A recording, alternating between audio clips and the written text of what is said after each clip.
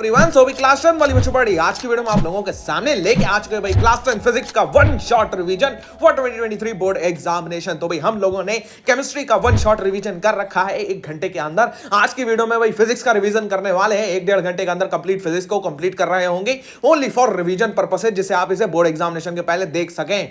तो भाई चलिए चालू करते हैं वीडियो को। Let's start with the chapter number 1। तो चलिए चालू करते हैं with chapter number 1, that is the electricity. Electricity क्या होती है, इसका इंट्रोडक्शन के तौर पे अगर मैं आपको एक लाइन में बताना चाहूं, इलेक्ट्रिसिटी एक कंट्रोलेबल फॉर्म ऑफ एनर्जी है। एक ऐसी फॉर्म ऑफ एनर्जी जिसे आप कंट्रोल कर सकते हो और अपने मतलब अनुसार उसको इस्तेमाल कर सकते हो।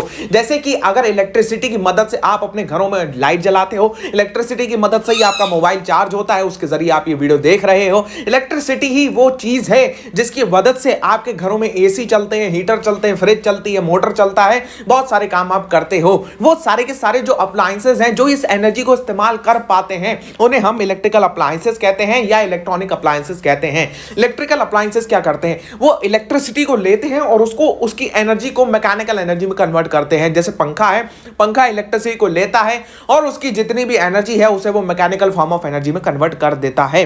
तो ये है आपकी इलेक्ट्रिसिटी। इलेक्ट्रिसिटी के बाद में हमारा जो नेक्स्ट टॉपिक आता है that is the electric current and electric circuit. Electric current क्या होता है, सबसे पहले तो इलेक्ट्रिक छोड़ो, करंट की बात करते हैं। करंट क्या होता है, करंट होता है बहना। बहना मतलब सर किसी भी चीज का बहना, हवा का बहना, पानी का बहना, ठीक है। हवा का बहना हम कह लेते हैं भैया विंड करंट है, पानी का बहना हम कह लेते हैं भैया वाटर करंट है। ऐसे ही जब चार्ज फ्लो करता है, जब इलेक्ट्रिसिटी फ्लो करती है, उसे हम लोग इलेक्ट्रिक करंट कह रहे होते हैं। मतलब इलेक्ट्रिसिटी का फ्लो करना ही इलेक्ट्रिक करंट है। लेकिन हमें यह पता कैसे चलता है कितनी इलेक्ट्रिसिटी फ्लो कर रही है, हमें ये इस तरीके से पता चलता है। मतलब हम एक यूनिट एरिया ले लेते हैं, जैसे मान लो यहां पे हमने डायग्राम में एक यूनिट एरिया ले लिया है। इस पर्टिकुलर यूनिट एरिया से एक पर्टिकुलर टाइम के अंदर कितना चार्ज फ्लो कर गया उसे हम कह देते हैं भैया कितना करंट है। मतलब कोई भी करंट की अगर आपसे डेफिनेशन पूछे, आप ये सिर्फ फॉर्मूला याद रखो, इससे आप आसानी से डेफिनेशन को ड्राइव कर सकते हो। करंट क्या है, current is the amount of charge flown through a particular area in a unit time, that is all as current. ठीक है भाई, करंट ये है। अच्छा, करंट में फ्लो क्या होता है, पहले तो हम लोग ये जानते थे, पहले हमें ज्यादा नॉलेज नहीं थी कि भैया इलेक्ट्रॉन्स क्या होते हैं, प्रोटॉन्स क्या होते हैं। पहले हम लोग ये मानते थे कि भैया पॉजिटिव चार्ज के फ्लो को हम लोग करंट कह रहे होते हैं। मतलब जो पॉजिटिव चार्ज है, यानी कि पॉजिटिव चार्ज जिधर फ्लो करेगा उधर ही करंट फ्लो कर रहा होता है। लेकिन बाद में ये डिस्कवरी हुई कि भैया पॉजिटिव चार्ज तो फ्लो ही नहीं करता है। ये आपके बाहर की बात है, या आपको 12th में पढ़ना है सेमीकंडक्टर चैप्टर्स के अंदर। लेकिन अभी आपको सिर्फ इतना पता होना चाहिए कि भैया पॉजिटिव चार्ज फ्लो नहीं करता है, नेगेटिव चार्ज फ्लो कर रहा होता है। लेकिन हमें तो पुराने टाइम से ये पता था कि पॉजिटिव चार्ज फ्लो करता है, तो हमने उस कन्वेंशन को वैसे की वैसे ही रहने दिया कि भैया बात है तो बात रहने दो। हम इलेक्ट्रिक करंट की थोड़ी सी डेफिनेशन में हेरा फेरी कर देते हैं। हेरा फेरी में यहां पे मूवी की तो बात नहीं कर रहा हूं, यहां पे मैं इलेक्ट्रिक करंट की डेफिनेशन में हेरा फेरी की बात कर रहा हूं। वो क्या हेरा फेरी करी गई, वो ये हेरा फेरी करी गई जो इलेक्ट्रिक करंट है उसकी डायरेक्शन को opposite to the direction of flow of कर इलेक्ट्रॉन कर दिया गया। मतलब क्या है, इलेक्ट्रॉन फ्लो कर रहा है, उसकी जो डायरेक्शन है उसके अपोजिट में करंट फ्लो करेगा।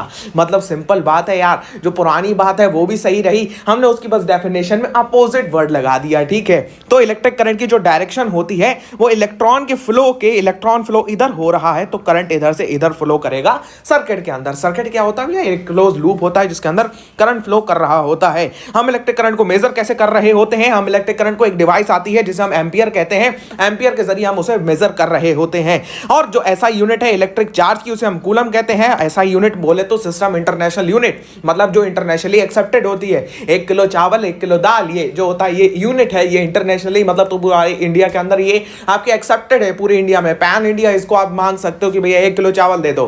अगर तुम कहोगे भैया 1 पाउंड चावल दे दो, लाफा पड़ेगा। ठीक है, जो दुकानदार होगा उसकी नहीं समझ में आएगा। तो इंडिया में जो किलो है वो as a standardise unit accepted है।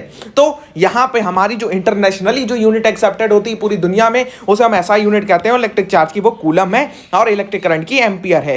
ऐसे ही डिवाइस जो है उसे हम एमीटर कह देते हैं, उसी के नाम पे जो इलेक्ट्रिक करंट को मेजर कर रहा होता है। एमीटर जो होता है वो सीरीज में कनेक्ट होता है। मतलब भैया सीरीज बोले तो उसी की लाइन में कनेक्ट होता है। जैसे आप स्कूल में सुबह सुबह प्रेयर में लगते हो तो आप लाइन में लगते होते हो। मतलब अगर कोई बाद में आ रहा है, लेट आ रहा है, तो वो लाइन तोड़ के बीच में घुस जाता है, मुझे भी जगह दे यार। तो वही वाला मामला है, यहाँ पे एमीटर वैसे ही कनेक्ट हो रहा होता है। अगर मैं कहूं कि भैया एम्पियर हमें पता है कि इलेक्ट्रिक करंट की ऐसा यूनिट है, तो एक एम्पियर हम कब कहेंगे कि एक ampere of electric current flow हो गया, तो एक एम्पियर हम बड़ी आसानी से समझ सकते हैं। एक एम्पियर हम कब कह रहे होंगे, एक एम्पियर हम तब कह रहे होंगे जब एक कूलम ऑफ चार्ज, एक कूलम ऑफ चार्ज यानी कि 1.6 इंटू 10 की पावर -19 इलेक्ट्रॉन, इतने इलेक्ट्रॉन जब किसी भी पार्टिकुलर क्रॉस सेक्शन एरिया से एक सेकंड के अंदर जब पास कर जाएंगे, उसे हम कहते हैं ये हमारा 1 एम्पियर इलेक्ट्रिक करंट यहां से फ्लो कर रहा है। इलेक्ट्रिक सर्किट के बारे में मेरे को बताने की जरूरत है नहीं, आपको पता है।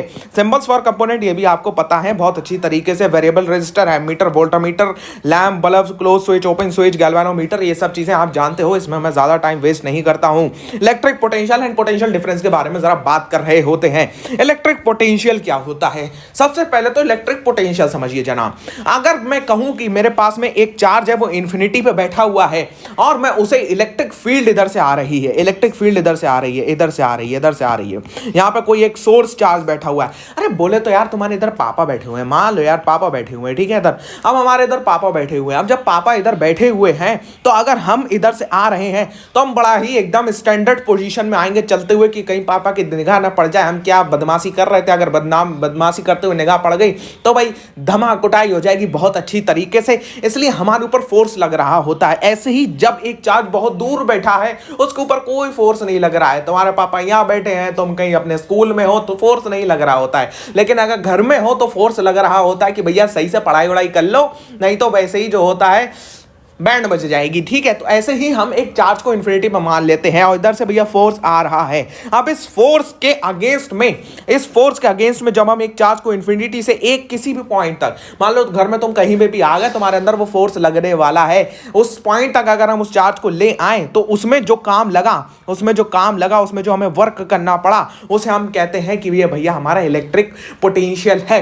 अब इस वर्क करने से हमारा चार्ज एक पॉइंट तक आ गया। अब घर में तुम एक पॉइंट पे आके बैठ चुके हो, अब उस एक पॉइंट से तुम उठे और तुम दूसरी पॉइंट की तरफ बढ़ गए। मतलब भैया ये देखो, तुमने पॉइंट ए लिया और एक पॉइंट ए से लेके तुमने एक पॉइंट बी तक जो होता है चार्ज को मूव करा, ठीक है। यहां से तुमने यहां से लेके यहां तक मूव कर दिया। अब जो ये एक पॉइंट से लेके इस पॉइंट तक जब तुमने चार्ज को मूव करा, उसमें जो वर्क डन लगा in moving a particular charge, एक पार्टिकुलर चार्ज को एक पार्टिकुलर पॉइंट से एक दूसरे पार्टिकुलर पॉइंट तक जब तुमने मूव करा, उसे हम लोग कहते हैं कि भैया ये पोटेंशियल डिफरेंस है। क्योंकि तुम्हें इनिशियल पता है, तुम्हें फाइनल पता है, इसलिए आप उसका डिफरेंस निकाल सकते हो, लेकिन आप पोटेंशियल नहीं निकाल सकते हो। क्यों? क्योंकि इनफाइनाइट है। इनफाइनाइट मतलब कि एक ऐसी यूनिट जिसका हमें ज्ञात नहीं है, जिसके बारे में हमको पता नहीं है, जिसकी हमें नॉलेज नहीं है। तो तवज्जो दीजिए जनाब यहां पे, क्योंकि इनफाइनाइट है, इनफाइनाइट की हम यहां पे बात कर रहे हैं, तो यहां पे हम इसको मेजर क्या कर सकते हैं? नहीं, हम इसको मेजर नहीं कर सकते हैं, लेकिन यहां पे हम इसको मेजर कर सकते हैं। पोटेंशियल डिफरेंस को हम मेजर कर सकते हैं। बोले तो यहां पे जो होता है 10 जूल की यहां पे जो होता है एनर्जी थी, लेकिन यहां पे आती वो 20 जूल की एनर्जी हो गई। कुछ ऐसा करके हम आप उसको मेजर कर सकते हो। और बैटरी ये काम कर रही होती है किसी भी इलेक्ट्रिक सर्किट के अंदर, वो एक पोटेंशियल डिफरेंस को क्रिएट करती है। मतलब बोले तो इधर ज्यादा था, इधर कम था, तो चार्ज इधर से इधर की तरफ मूव कर जाएगा। एज सिंपल एज दैट, ठीक है। तो वही काम बैटरी कर रही होती है। अब हम यहां पे अगर बात करें तो पोटेंशियल डिफरेंस का बहुत ही एक अच्छा सा फॉर्मूला निकल के आता है। इसकी ऐसा यूनिट वोल्टेज होती है। अब समझ में आया भैया, घर में वोल्टेज आते हैं, वोल्टेज मतलब वो पोटेंशियल डिफरेंस, उतनी तेजी से करंट आ रहा होता है। समझो बात को, पोटेंशियल डिफरेंस होता है करंट का भागना।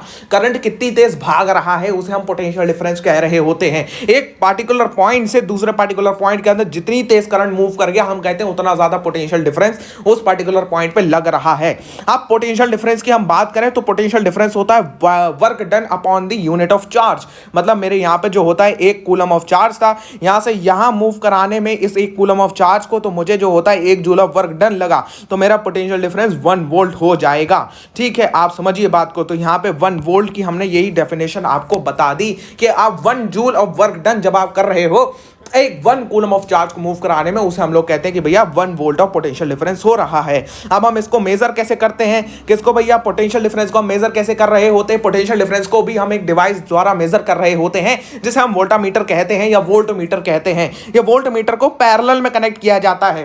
क्लास 10th ए, क्लास 10th बी, 2 की लाइनें लगती हैं पैरेलल में, एक दूसरे के आमने सामने, ठीक है। मतलब एक लाइन यहाँ एक लाइन यहाँ, तो उसे हम पैरेलल कहते हैं। तुम्हारा दोस्त तुम्हारे क्लास 10th के ए सेक्शन में है, तो वो तुम्हारे सामने लग रहा होता है इधर साइड में। तो वैसे ही ये आपके मान लो क्लास 10th ए की लाइन है, ये क्लास 10th बी की लाइन है, ठीक है। तो उसी हिसाब से ऐसे करके उसको लगा दो। जो लाइन है उसके आप काट के उसके ऊपर लगा रहे हो उसे हम पैरेलल कनेक्शन कह रहे होते हैं।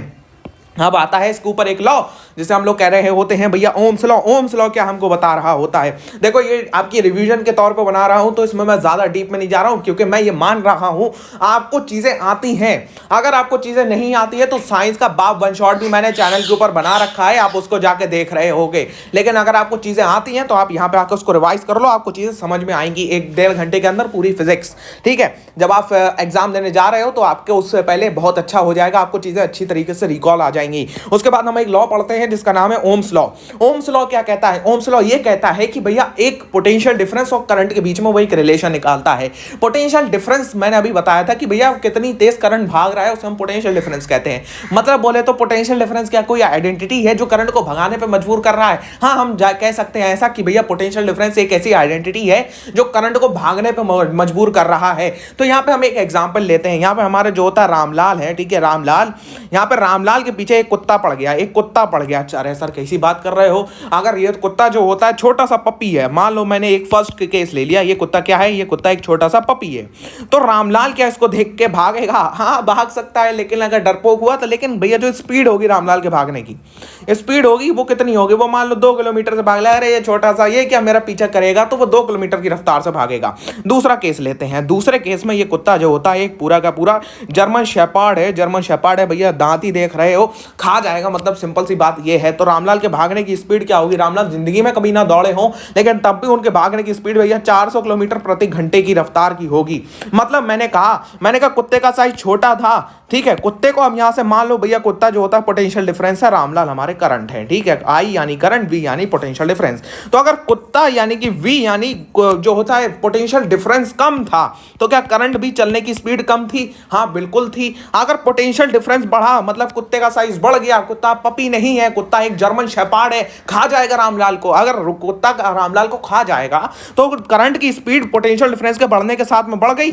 हाँ बढ़ गई। मतलब जितना ज्यादा पोटेंशियल डिफरेंस होगा उतनी तेज करंट भाग रहा होगा। मैं क्या सही बोल रहा हूं? हाँ मैं बिल्कुल सही बोल रहा हूं। तो यही हमारे ओम चाचा ने कह के गए हैं। ओम चाचा ये कह के गए हैं कि at constant temperature the current flowing through the conductor is directly proportional to the potential difference across its end पे जो पोटेंशियल डिफरेंस लगाया जाएगा उतनी ही तेज करंट आपका सर्किट के अंदर भाग रहा होगा। सिंपल सी बात ये है। तो आप यहां से इसको ड्राइव कर सकते हो। V इक्वल टू अय्यर, हमारे मतलब भारतीय क्रिकेट टीम के एक वो हैं खिलाड़ी अय्यर, उसके हिसाब से आप याद रख सकते हो। अब बात करते हैं भैया रेजिस्टेंस के बारे में। रेजिस्टेंस क्या होता है? रेजिस्टेंस रेजिस्टेंस होता है मतलब रेजिस्ट करना।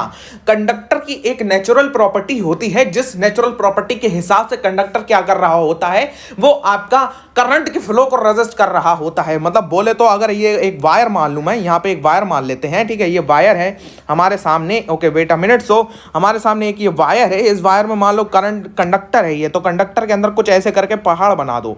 ये पहाड़ बने हुए होते हैं। ये पहाड़ क्या करते हैं? इलेक्ट्रॉन आ रहा है भाई, इलेक्ट्रॉन इधर से जो होता है प्रोजेक्टाइल करता हुआ आ रहा है, वो इससे लड़ेगा, फिर ऐसा करते हुए जाएगा। तो इलेक्ट्रिकल कंडक्टर में एक प्रॉपर्टी होती है, उसकी नेचुरल प्रॉपर्टी, जो उसकी इंट्रिंसिक प्रॉपर्टी होती है। इंट्रिंसिक प्रॉपर्टी क्या होती है? इंट्रिंसिक प्रॉपर्टी होती है जो नेचुरली उसने इनहेरिट करी है। अरे अभी हम बायो का जब रिवीजन करेंगे तो हम उसमें इनहेरिटेंस पढ़ेंगे। इनहेरिटेंस क्या होता है? जो आप इनहेरिट करते हो, आपका उसके ऊपर कंट्रोल नहीं होता है, तो वो intrinsic property of the conductor होती है, जिसे हम रेजिस्टेंस कह रहे होते हैं। रेजिस्टेंस का फॉर्मूला आप V इक्वल टू अय्यर से निकाल सकते हो। V इक्वल टू अय्यर से 3 फॉर्मूले निकलते हैं। अगर मैं यहाँ पे ध्यान से बताऊं आपको तो V इक्वल टू IR से आप 3 फॉर्मूले निकाल सकते हो। आप V को सब्जेक्ट बना के, एक ये फॉर्मूला हो गया पोटेंशियल डिफरेंस का, दूसरा आप करंट को सब्जेक्ट बना दोगे तो I equal to V upon R हो जाता है, तीसरा आप जो होता है R को अगर सब्जेक्ट बना रहे हो तो R equal to V upon I हो जाता है। सिंपल सी बात है, ठीक है। आपके यहाँ पे 3 फॉर्मूले निकल के आ जाते हैं। तो यहाँ पे देख रहे हो यहाँ पे जो होता है रेजिस्टेंस का भी फॉर्मूला एक निकल के आ रहा है। एज सिंपल एज दैट कि आपके यहाँ पे 3 फॉर्मूले आसानी से निकल जाएंगे और आप रेजिस्टेंस का भी फॉर्मूला यहीं से निकाल सकते हो। तो resistance is what? Resistance is potential difference upon current. जितना पोटेंशियल डिफरेंस लग रहा है उस पर जितना करंट लग रहा है उसे हम रेजिस्टेंस कहते हैं। और ओम लॉ के ऊपर ही हमने रेजिस्टेंस की यूनिट को ओम रख दिया है। ओम, ओम यानी रेजिस्टेंस की यूनिट, रेजिस्टेंस की एसआई यूनिट, सो उसे हम ओम कह रहे होते हैं। अब यहां पे एक बात आती है वेरिएबल रेजिस्टेंस की। वेरिएबल रेजिस्टेंस को हम रियोस्टैट के नाम से भी जानते हैं। ये वेरिएबल रेजिस्टेंस क्या होता है, जरा इसके बारे में थोड़ी सी बात करते हैं। वेरिएबल रेजिस्टेंस ये होता है कि भैया एक बड़ा सा रेजिस्टर दे दिया जाता है। ये बड़े से रेजिस्टर पे कई छोटे छोटे से मार्क होते हैं लगे हुए। ये मार्क पे अलग अलग रेजिस्टेंस होता है। जैसे बोले तो यहाँ पे जो होता है एक मार्क है जिस पे लिखा है कि भैया यहाँ पे 1 ओम ऑफ रेजिस्टेंस है, यहाँ पे 2 ओम है, यहाँ पे 4 ओम ऑफ रेजिस्टेंस हो जाएगा। अब हमारे साथ में ये वायर है, ये वायर को एक जॉकी दे दी जाती है। इसे हम क्या कहते हैं? इसे हम कहते हैं जॉकी। ठीक है, जॉकी, जॉकी कहते हैं। अब इस जॉकी को अगर मैं यहाँ पे रख दूंगा, अगर इस जॉकी को मैं यहाँ पे रख दूंगा, ओके वेट अ मिनट, अगर मैं इस जॉकी को उठा के यहाँ पे रख दूं यहाँ पे, तो मैं कह सकता हूँ कि यहाँ पे सिर्फ और सिर्फ क्या है, यहाँ पे देखो, यहाँ पे 1 ओम ऑफ रेजिस्टेंस है, यहाँ पे 2 ओम रेजिस्टेंस है, यहाँ पे 4 ओम रेजिस्टेंस है। अगर मैं जॉकी को उठा के यहाँ पे रख दूं, ठीक है, जॉकी को उठा के मैं यहाँ पे रख दूं, तो मैं कह सकता हूँ यहाँ पे सिर्फ और सिर्फ 1 ओम ऑफ रेजिस्टेंस है। हाँ बिल्कुल मैं कह सकता हूँ। अगर मैं इसे उठा के, अगर मैं इस पूरी की पूरी जॉकी को उठा के कहाँ रख दूं और मैं इसे उठा के यहाँ रख दूं, तो मैं कह सकता हूँ अब 2 ओम ऑफ रेजिस्टेंस हो गया वायर के अंदर। हाँ बिल्कुल मैं कह सकता हूँ। अगर मैं उसे उठा के यहाँ रख दूं तो मैं कहूँगा भैया यहाँ पे मैक्सिमम रेजिस्टेंस हो गया है। तो इसे हम लोग क्या कहते हैं? इसे हम लोग कहते हैं कि भैया ये वेरिएबल रेजिस्टेंस है, आपका ये वायर होता है। लेकिन भैया ये जॉकी से ही करंट क्यों जा रहा होगा? जॉकी के बिना करंट क्यों नहीं मूव करेगा? अरे भैया करंट की एक प्रॉपर्टी होती है, करंट की एक प्रॉपर्टी होती है, उसे सबसे आसान रास्ता पसंद होता है। मतलब बोले तो वो इधर से आएगा और देखेगा यहाँ पे एक सादा का सादा वायर है, उधर देखेगा जाके अरे रेजिस्टेंस है, तो वो इधर से ही निकलना जाना पसंद करेगा, इधर से जाना पसंद नहीं करेगा। इसके ऊपर एक बहुत अच्छा क्वेश्चन भी बनता है जो कि बात अभी मैं कर रहा हूँगा। देखो भैया क्वेश्चन इसके ऊपर क्या बनता है, देखो मैं बहुत आसानी से आपको एक क्वेश्चन भी समझा देता हूँ। एक यहाँ पे मैंने एक, अगर मैं कहूँ यहाँ पे मैंने एक सर्किट ले लिया, यहाँ पे अगर मैं कहूँ भैया 2 ओम ऑफ रेजिस्टेंस लगा है, यहाँ पे 3 ओम ऑफ रेजिस्टेंस लगा है। अब यहाँ से एक सादा वायर जा रहा है, ये सादा वायर जा रहा है। अब यहाँ पे इस सादे वायर पे सिर्फ और सिर्फ 1 ओम ऑफ रेजिस्टेंस लगा है। यहाँ पे एक बैटरी है, ठीक है, यहाँ पे एक बैटरी लगी हुई है, यहाँ पे प्लस माइनस, और यहाँ से कुछ वोल्टेज ट्रैवल कर रहा है। तो यहाँ से वोल्टेज ट्रैवल कर रहा है। अब आपसे क्वेश्चन पूछ लेगा कि भैया इफेक्टिव रेजिस्टेंस बता दो, ER बता दो भैया सर्किट का कितना है। यहाँ बहुत सारे बच्चे कहेंगे अरे सर भैया सिंपल सी बात है, 2 और 3 सीरीज में है तो 3 और 4 और 5 हो जाएगा, 5 और जो होता है ये 1 ओम आपका पैरेलल में हो जाएगा, तो ऐसे करके निकालेंगे ना। गलत बात। देखो भैया करंट को सबसे शॉर्टेस्ट पाथ पसंद होता है, मतलब सबसे आसान रास्ता उसको पसंद है। अरे उसको इधर दिख रहा है, इधर भैया टोटल ऑफ 5 ओम का रेजिस्टेंस है, अगर उसको ये दिख रहा है टोटल ऑफ यहाँ पे 5 ओम का रेजिस्टेंस है, तो वो आसान रास्ता लेना पसंद करेगा, वो 1 ओम का रेजिस्टेंस कोई झेलता हुआ चला जाएगा, तो इफेक्टिव रेजिस्टेंस यहाँ पे 1 ओम हो जाएगा। अगर एग्जामिनर आपसे ये पूछ ले यहाँ पे टोटल रेजिस्टेंस क्या होगा, तब आप इसको जोड़ के प्लस में करके, अगर देखो भैया 5 ओम और फिर अपॉन में 1 अपॉन में 5 प्लस में 1 अपॉन में 1 करके उसको निकाल रहे होगे, तो यहाँ पे एलसीएम 5 आएगा, तो आप 5 आएगा तो 6 अपॉन 5 ऐसे करके कुछ आप आंसर निकाल रहे होगे। ठीक है, ओके, बाकी आंसर आप लोग निकाल लेना, मैथमेटिक्स करना आप लोगों को बहुत अच्छी तरीके से आता है। Okay, so that's the simple question जो आपके बोर्ड एग्जामिनेशन में रेजिस्टेंस के ऊपर पूछे जाते हैं। रेजिस्टेंस किन फैक्टर्स के ऊपर डिपेंड कर रहा होता है? रेजिस्टेंस इन 3-4 फैक्टर्स के ऊपर डिपेंड कर रहा होता है। सबसे पहले यहाँ पे एक फॉर्मूला हम लोग बना लेते हैं। ठीक है, एक फॉर्मूले की डेरिवेशन करते हैं, बहुत आसानी से तुमको समझ में आएगा। सबसे पहले रेजिस्टेंस डिपेंड कर रहा होता है लेंथ के ऊपर। 1 मिनट, रेजिस्टेंस आपका सबसे पहला जो डिपेंड कर रहा होता है that is depending upon the length. R is equal to directly proportional to the length. मतलब भैया जितनी लंबी रोड होगी, अब यहाँ पे एक गाड़ी का एग्जांपल लेते हैं, जितनी लंबी रोड होगी उतना ज्यादा तेल लगेगा गाड़ी को उसे पार करने में। दैट सिंपल कि भैया जितना ज्यादा लेंथ होगी उतना ज्यादा उस पर रेजिस्टेंस होगा। ठीक है, R is directly proportional to L। अब एक और होता है यहाँ पे, R जो रेजिस्टेंस होता है वो इनवर्सली प्रोपोर्शनल होता है area of the cross section. हम यहाँ पे एक और एग्जांपल लेते हैं। एक बहुत चौड़ी रोड है, तो उस पर तुम जाना पसंद करोगे, इस पे ट्रैफिक भी नहीं होगा। एक ऐसी पतली सी रोड है जिस पर बहुत ज्यादा ट्रैफिक होने के चांसेस है, किस पे जाना पसंद करोगे? यार सर कैसी बात कर रहे हो, एक चौड़ी रोड है इस पे हम जाना पसंद करेंगे, इस पर ट्रैफिक भी नहीं होने वाला है। That's simple. मतलब भैया रेजिस्टेंस आपका इनवर्सली प्रोपोर्शनल होता है area of the cross section के। एरिया ऑफ क्रॉस सेक्शन अगर कम होगा तो वायर का जो एरिया ऑफ क्रॉस सेक्शन है वो कम हो रहा है, कम होगा तो उसके बीच में जगह कम बचेगी, जाने की जगह कम बचेगी तो ट्रैफिक जाम लग जाएगा। अरे मतलब रेजिस्टेंस बढ़ जाएगा। देखो देखो देखो देखो देखो रामलाल, देखो क्या देखो, अरे सर क्या देखना है, एरिया अगर कम हुआ रेजिस्टेंस बढ़ जाएगा। रेजिस्टेंस डायरेक्टली प्रोपोर्शनल होता है लेंथ के। तो ये चीजें दो समझ में आई? हाँ सर बहुत अच्छी तरीके से समझ में आई। अब इससे हमारा एक फॉर्मूला निकल के आ जाता है, ठीक है, इससे हमारा एक फॉर्मूला निकल के आता है। क्या निकल के आता है? इससे हमारा एक फॉर्मूला निकल के आता है, याद करो, रेजिस्टिविटी का फॉर्मूला निकल के आ रहा है यहां से। अगर इन दोनों को आप कंबाइन कर दोगे, इन दोनों को आप कंबाइन कर दोगे तो एक फॉर्मूला निकल के आ जाएगा जिसे हम लोग कह रहे होते हैं R is equal to rho l over A. Rho l over A मतलब ये क्या है? ये हमारा किस फॉर्मूले का निकल के आ गया? ये हमारा फॉर्मूला जो निकल के आया है वो रेजिस्टिविटी का फॉर्मूला निकल के आया है। अरे रेजिस्टिविटी क्या होती है, किसी को याद है? हाँ याद है, रेजिस्टिविटी हम लोग स्पेसिफिक रेजिस्टेंस को कह रहे होते हैं। स्पेसिफिक रेजिस्टेंस बोले तो मेरे पास में एक इतना लंबा वायर है, इस वायर के इतने एरिया में, इस वायर के इतने एरिया में कितना रेजिस्टेंस होगा उसे हम लोग स्पेसिफिक रेजिस्टेंस कह रहे होते हैं। मतलब रेजिस्टेंस की ऐसा यूनिट क्या होती है? अरे सर हमको पता है रेजिस्टेंस की ऐसा यूनिट ओम होती है। अब हम ओम को और हम लेंथ के ऐसा यूनिट से मैच कर दें तो ओम मीटर बन जाता है। ओ हो, मतलब रेजिस्टिविटी की जो ऐसा यूनिट होती है, रेजिस्टिविटी की जो ऐसा यूनिट होती है वो आपकी ओम मीटर होती है। क्या होती है? ओम मीटर होती है। क्या होती है? ओम मीटर होती है। बहुत बढ़िया रामलाल, चलो भाई। सो ये चीजें आपको समझ में आई। रेजिस्टेंस और स्पेसिफिक रेजिस्टेंस के बारे में मैंने यहाँ पे थोड़ी बहुत डिस्कशन कर दी है। ओके दैट्स ऑल सिंपल, ये चीजें आपकी क्लियर हो गई हैं।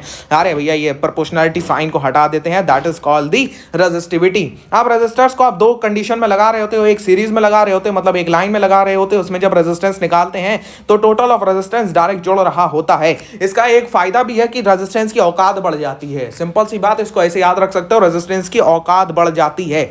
अच्छा अब यहाँ पे बहुत सारी जो होता है बच्चा बाड़ी को बड़ा दिक्कत रहती है। क्या दिक्कत रहती है सर? कि भैया सीरीज में करंट सेम रहेगा या पैरेलल में करंट सेम रहेगा? अच्छा सिंपल सी बात है, चलो देखते हैं। और हाँ, सीरीज पैरेलल हमें पहचान में नहीं आते कि सीरीज पैरेलल कौन सा रेजिस्टेंस है। मतलब हमें एक सर्किट दे दिया, मान लो ऐसा कुछ, ठीक है, मान लो हमको एक सर्किट दे रहा है वो, ठीक है, हमको एक सर्किट दे दिया उसने। कैसा सर्किट दे दिया? एक अच्छा सर्किट बनाते हैं, आ जाओ, ठीक है, एक अच्छा सा सर्किट बनाते हैं, सर्किट का एक अच्छा सा क्वेश्चन कराते हैं। देखो भाई यहाँ पे आपका जो होता है मनोरंजन तो चल नहीं रहा है, यहाँ पे जो हम कूद कूद के आपको पढ़ा रहे हैं, ठीक है, यहाँ पे आपको जो होता है एक सीरियसली यहाँ पे आपको स्टडी करा रहे हैं तो एक अच्छा सा सर्किट बनाते हैं, एक अच्छे से सर्किट का क्वेश्चन कराते हैं आपको। आ जाओ भाई, यहाँ पे एक सर्किट है, यहाँ पे ऐसे करके आपका कुछ बना हुआ है, यहाँ पे एक ऐसे करके आपका बन गया, यहाँ पे एक ऐसे, ओके आओ यहाँ पे एक अच्छा सा क्वेश्चन कराते हैं, अच्छा सा आपका रिवीजन हो जाएगा, ठीक है। Okay so that's one circuit, okay या सो यहाँ पे हमारा एक ये सर्किट, यहाँ पे एक ये रेजिस्टेंस, ये रेजिस्टेंस, ये रेजिस्टेंस, ये रेजिस्टेंस, एक ये रेजिस्टेंस, और हमने यहाँ पे एक ऐसा वायर लगाया, एक ऐसा वायर लगाया, यहाँ पे हमने एक यहाँ रेजिस्टेंस लगाया, यहाँ पे हमने एक ऐसा वायर लगाया, यहाँ पे हमने यहाँ पे एक यहाँ पे रेजिस्टेंस लगा दिया। अब बड़ा ही दिक्कत का मामला ये हमें सामने आ रहा है क्या, कि हमारा जो होता है ये ऊपर वाला रेजिस्टेंस, ऊपर वाला रेजिस्टेंस, ये वाला रेजिस्टेंस और ये वाला जो रेजिस्टेंस है, ये वाला जो रेजिस्टेंस बन रहा है, हमें ये चीज़ें नहीं समझ में आ रही हैं कि भैया इसमें से जो होता है सीरीज में कौन सा है, पैरेलल में कौन सा है, और इसमें करंट कहाँ पे डिवाइड हो रहा होगा, करंट कहाँ पे डिवाइड नहीं हो रहा होगा। तो दैट सिंपल, चलो भैया ज़रा इसकी लेबलिंग कर देते हैं, सबको 2-2 ओम का कर देते हैं। आ जाओ, 2 ठीक है, सबको 2-2 का कर देते हैं। आप क्वेश्चन क्या पूछेगा एग्जामिनर?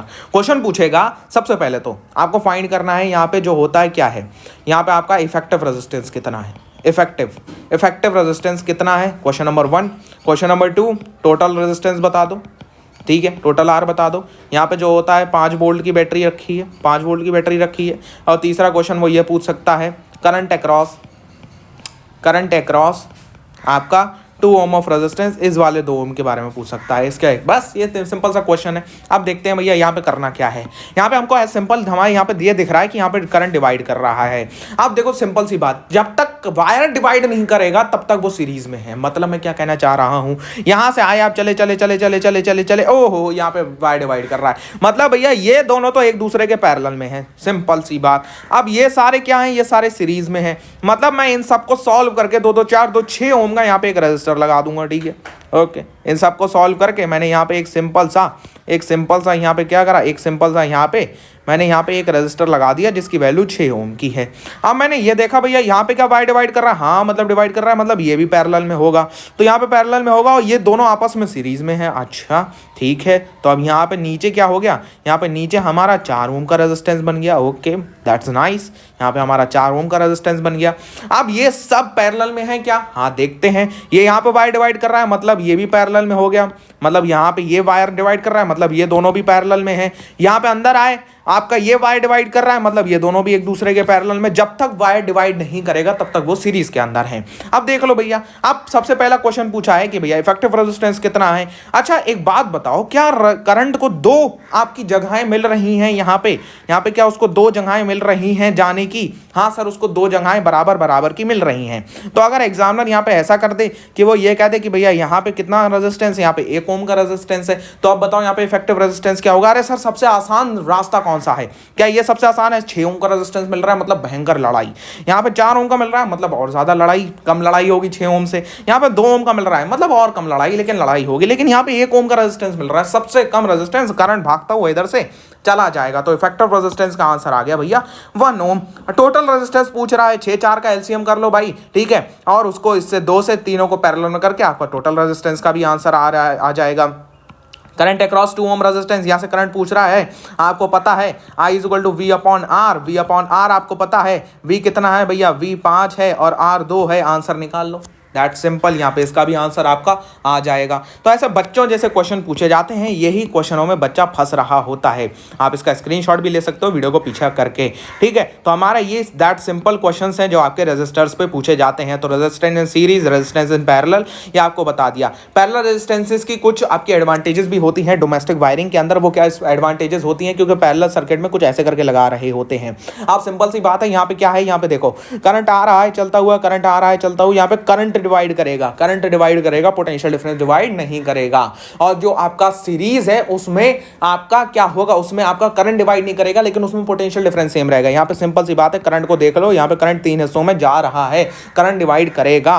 तो एडवांटेजेस क्या है इसकी पैरेलल सर्किट की, कि भैया इसमें अलग अलग लगे होते हैं, सब अलग अलग फैले हुए हैं। मतलब बोले तो अगर इसने काम करना बंद कर दिया तो ये दोनों तो काम कर रहे होंगे, लेकिन अगर हम सीरीज की बात करें, इसने काम करना बंद करा तो पूरा का पूरा सर्किट ही उड़ जाने वाला है। यहाँ पे कोई भी सर्किट काम नहीं कर रहा होगा।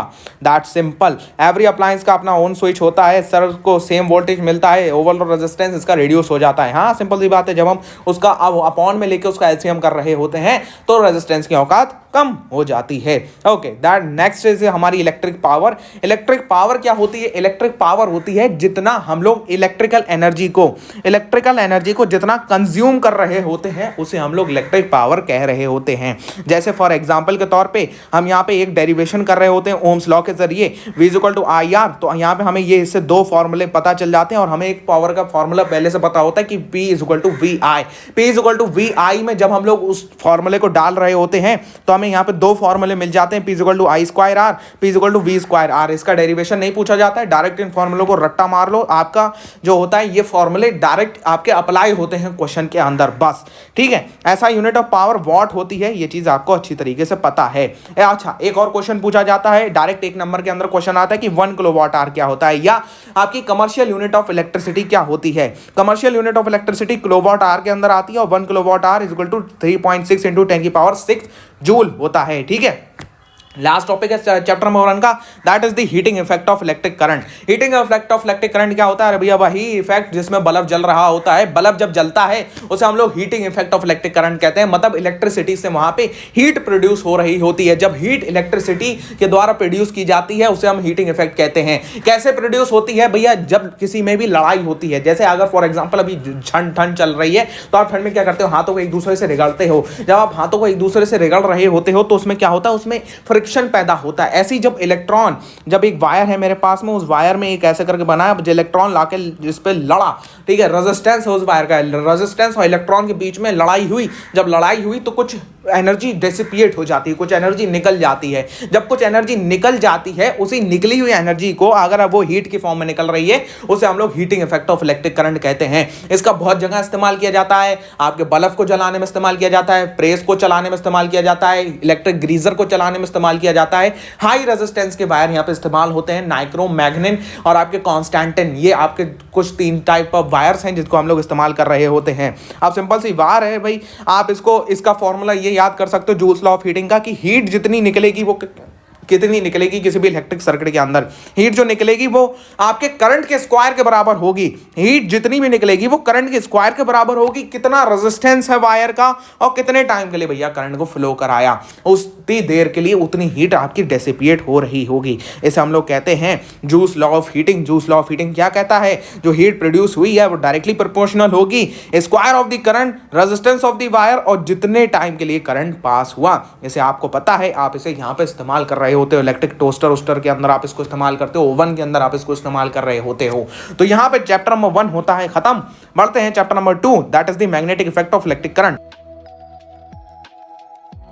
Next chapter is magnetic effect of electric current. अभी जनाब हमने इलेक्ट्रिसिटी पढ़ा, हमने ये जाना कि भैया इलेक्ट्रिसिटी के अंदर क्या क्या चीजें हो रही होती हैं, क्या क्या चीजें नहीं हो रही होती हैं। इलेक्ट्रिसिटी की ही एक प्रॉपर्टी होती है कि भैया अगर किसी वायर से इलेक्ट्रिक करंट जा रहा है, किसी वायर से इलेक्ट्रिक करंट फ्लो कर रहा है, तो वो इलेक्ट्रिक करंट अपने अक्रॉस मैग्नेटिक फील्ड को भी जनरेट करेगा, वो उसके अक्रॉस मैग्नेटिक फील्ड भी प्रोड्यूस होगी। ये किसने प्रूव करा, ये आपके ओरेस्टेड चचा ने प्रूव करा। ओरेस्टेड चचा ने क्या बताया, ओरेस्टेड चचा ने ये बताया कि अगर कोई वायर है उसमें इलेक्ट्रिक करंट फ्लो कर रहा है, तो वो वायर जो होता है एक मैग्नेट की तरह भी बिहेव करेगा। वो वायर जो होता है एक मैग्नेट की तरह भी बिहेव करेगा। जैसे उन्होंने यहां पे एक एग्जांपल लिया कि भैया ये देखो, ये कंपास है, ये कंपास है, इस कंपास के अक्रॉस अगर हम एक वायर को लेके आए जिसमें आपका इलेक्ट्रिक करंट फ्लो हो रहा है, तो ये कंपास क्या करेगा, ये कंपास डेविएशन शो कर रहा है, इधर उधर हो रहा है, मतलब वायर के अक्रॉस मैग्नेटिक फील्ड आ रही है, तभी ये कंपास इधर उधर कर रहा है, नहीं तो नहीं करेगा। अब यहां पे कुछ मैग्नेटिक फील्ड और फील्ड लाइंस की प्रॉपर्टीज हैं। ये आपको पता है कि बार मैग्नेट है, बार मैग्नेट के अक्रॉस ऐसी ऐसी मैग्नेटिक फील्ड लाइंस प्रोड्यूस हो रही होती हैं। इसकी कुछ 2-4 प्रॉपर्टीज हैं, जरा फटाक से डिस्कस करते हैं। सबसे पहली बात, मैग्नेटिक फील्ड जो होता है जनरेट हो रही होती है नॉर्थ पोल से जाती है साउथ पोल के अंदर, इसका कुछ इस तरीके से डायरेक्शन हो रहा होता है। मतलब हिंदी अगर बात करी जाए कि इनसाइड द मैग्नेटिक फील्ड जो होता है, इनसाइड द मैग्नेटिक फील्ड की डायरेक्शन क्या हो रही होती है, मैग्नेटिक फील्ड लाइंस की जो डायरेक्शन है inside the magnet south to north होती है, outside the magnet north to south होती है। ये एक पूरा का पूरा कॉन्सेंट्रिक सर्कल्स बनाती है, मतलब एक पूरा क्लोज लूप बनाती है, कहीं पे भी इनमें कोई ब्रेक नहीं हो रहा होता है। अगर हम बात करें मैग्नेटिक फील्ड लाइंस की तीसरी प्रॉपर्टी की, तो ये प्रॉपर्टी होती है कि मैग्नेटिक फील्ड लाइंस कभी भी एक दूसरे को इंटरसेक्ट नहीं कर रही होती है। मतलब अगर ये लाइन जा रही है, ये जा रही है, ये जा रही है, ये जा रही है, ये जा रही है, ये जा रही, लेकिन कभी भी एक दूसरे को ये इंटरसेक्ट नहीं कर रही होती हैं। क्यों नहीं करती हैं? अगर हम कहें दे भैया मैग्नेटिक फील्ड लाइन एक इधर से आ रही है, एक इधर से आ रही है, मतलब अगर मैं यहाँ पे कंपास रखूं, वो कंपास इधर भी पॉइंट करना चाहिए एक टाइम पे इधर भी पॉइंट करना चाहिए, मतलब उसका एक से दो मुंह जादू से ऐसा आ जाए, ठीक है, वो जादू से ऐसे एक दो हो जाए, ऐसा तो हो नहीं सकता। इसलिए आपकी जो एक टेंजेंट बनती है उस पर मैग्नेटिक फील्ड लाइंस की 2 लाइंस होना पॉसिबल बिल्कुल भी नहीं है। ठीक है, चलिए, तो इसके हमने ये प्रॉपर्टीज पढ़ ली मैग्नेटिक फील्ड लाइंस की, direction of the magnetic field lines, ये हमें पता चल गया है।